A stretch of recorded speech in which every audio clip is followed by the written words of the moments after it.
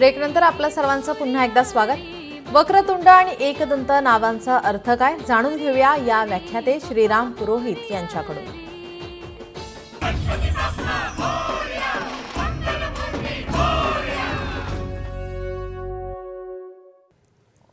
ओम गंग गणपतये नमः।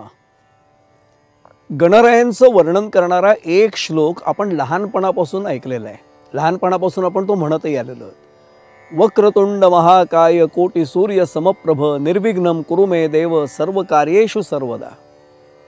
गणरायांच्या मुखाकडे पाहताना काल जसं आपण पाहिलं की मस्तकापासून कानापर्यंत आणि डोळ्यांपर्यंत लक्ष गेलं, आता त्यांच्याच मुखाकडे पाहताना आणखी एका अवयवाकडे आपलं लक्ष जातं, ते म्हणजे त्यांच्या सोंडेकडे। त्यांची सोंड लांब आहे। दूरवरचं हुंगण्याची क्षमता नेतृत्व करीत असलेल्या प्रत्येक व्यक्तीला, खरं तर नेत्यालाच कशाला प्रत्येकालाच असली पाहिजे। दूरच्या गोष्टींचा सुगावा आपल्याला आधीच लागणं अत्यावश्यक आहे। याचा अर्थ नेमकं काय घडेल भविष्यात याचा वेध घेण्याची क्षमता असावी, असं नेमकं आपल्याला गणराय सूचित करतात या लांब सोंडेच्या माध्यमातून। पण त्यांना नेमकं आता श्लोक जो आपण म्हटला त्यात पहिला शब्द आहे वक्रतुंड। वक्र म्हणजे थोडंसं वाकडी असलेला, वाकडी नेमके तुंड का त्यांचं म्हणजे सोंड वाकडी का, त्याच्या मागची देखील भूमिका आपल्याला समजणं आवश्यक आहे। साधना मार्गात असताना आपल्या सर्वांना कल्पना आहे, जेव्हा कोणतीही साधना आपण करत असो, मग ती नामसाधनेपासून योग साधनेपर्यंत, असं म्हटलं जातं की साधना जेव्हा फलद्रूप होत जाते तेव्हा मधल्या टप्प्यामध्ये अंतिम टप्पा जवळ आल्यानंतर काही सिद्धी मानवाला प्राप्त होत जातात। या सिद्धीमध्ये जर ती व्यक्ती अडकली तर साधना मार्गाकडे त्याचं दुर्लक्ष होऊ लागतं। म्हणून गणराय आम्हाला वक्रतुंड करताना आमच्या लक्षात अनेकदा येत नाही की हाही संदेश देतात की अशा सिद्धीमध्ये तुम्ही अडकून राहू नका, पुढची वाटचाल सुरू ठेवा, तरच तुम्ही मुक्कामी पोहोचाल। त्यामुळे वक्रतुंड असण्याचा हा संदेशही आम्हाला आवर्जून लक्षात घ्यावा लागतो। दुसरा अर्थ लक्षात घ्यावा लागतो की जो वक्र मार्गाने कोणी जात असेल तर त्याला दंड जो देतो तो वक्रतुंड आहे। पण हा फक्त वक्र मार्गाने जाणाऱ्यासाठी आहे, सर्वसामान्यांसाठी किंवा ज्ञानियांसाठी तो नाही आहे। गणरायांची सोंड वक्र असण्याबाबत ज्ञानेश्वरीमध्ये माऊलींनी उत्तम विवेचन केले। त्यांची ओवीच फार ऐकण्यासारखी आहे। जे तुझ्या विखी मूढ तया लागी तू वक्रतुंड, पण ज्ञानियांसी अखंड उजूसी आहासी। जे वक्र आहेत, जे तुझं ध्यान करत नाहीत, तुला मानतच नाही आहेत, त्यांच्यासाठी तू वक्र आहेस मान्य, किंवा जे मूढ आहेत, जे तुला जाणूच शकत नाही, त्यांच्यासाठी तू फक्त वक्र आहेस। पण जे तुला जाणतात, जे तुझं ध्यान करतात, त्यांच्यासाठी तू सरळ आहे। उजूसी आहासी ज्ञानियांसी अखंड उजूसी आहासी। मूढांसाठी फक्त तू वक्रतुंड आहेत, जे तुला जाणत नाही त्यांच्यासाठी तू वक्रतुंड आहे। अगदी स्पष्ट भाषेत, सोप्या भाषेत सांगू, जशास तसं हे तत्व आहे। ज्याला जशी भावना आहे, म्हणून जैसा भाव तैसा देव। आता लक्षात येईल की वक्रतुंडाचा हाही अर्थ आमच्या लक्षात आला पाहिजे। गणरायांकडे पाहिल्यानंतर त्यांना एक नाव आणखीन आहे, एकदंत।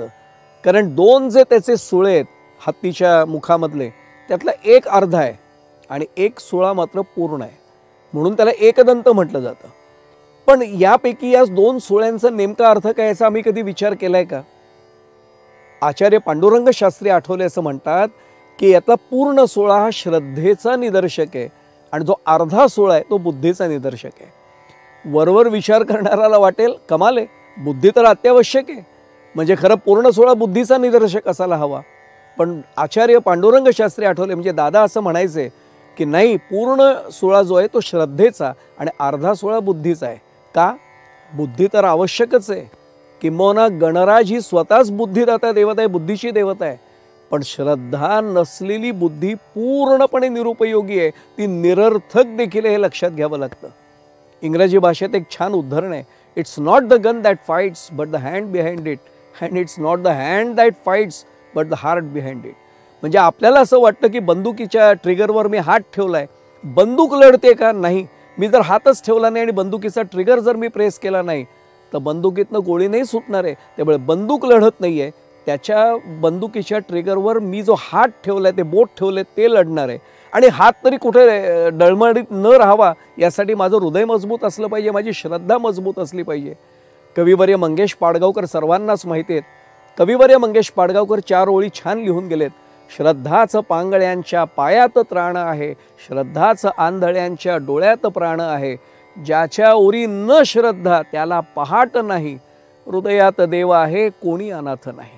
त्यामुळे श्रद्धेचं महत्त्व हे या 4 ओळींमध्ये देखील आपल्याला कळतं. त्यामुळे आचार्य जे म्हणाले की आपल्याला श्रद्धा मुळात आवश्यक आहे, बुद्धी तर आहेच आहे, पण श्रद्धेमुळे बुद्धीचा उपयोग कसा करावा हे आम्हाला कळतं. म्हणून त्या 2 सुळ्यांमधले निदर्शक कसे कसे हे आत्ता आपण पाहिलं. आत्मश्रद्धा ही आपल्याला आवश्यक आहे आणि ईश श्रद्धा ही आवश्यक आहे. श्रद्धाच नसेल तर बुद्धी असलेल्या व्यक्तीला बुद्धिजीवी म्हणतात आणि श्रद्धेसह बुद्धी असेल तर त्याला बुद्धिनिष्ठ म्हणतात. समाजाला गरज कोणाची आहे? बुद्धिजीवींची नाही आहे, बुद्धिनिष्ठ व्यक्तींची आवश्यकता आहे.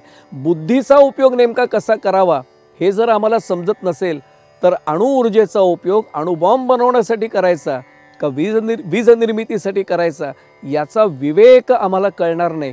त्यामुळे श्रद्धा जास्त आवश्यक आहे. म्हणून गणपतीच्या या 2 सुळ्यांपैकी पूर्ण सोहळा जो आहे हा श्रद्धेचा निदर्शक आहे आणि अर्धा सोहळा जो आहे हा बुद्धीचा निदर्शक आहे. हे सर्वात महत्त्वाचं कळतं. त्यामुळे समाजाला नेमकी कशाची आवश्यकता आहे हे सांगणारे गणराय आपल्या 4 हातांच्या माध्यमातून आता कोणता संदेश देत आहेत तेही आपण पाहणार आहोत. पण याबाबतचा विचार म्हणजे त्यांच्या 4 हातांमधनं मिळणाऱ्या संदेशाचा विचार आपण उद्याच्या भागात करूया. या ठिकाणी गणरायांच्या चरणी नतमस्तक होऊया. मंगलमूर्ती मोरया. ओम गंगणपतये नमः.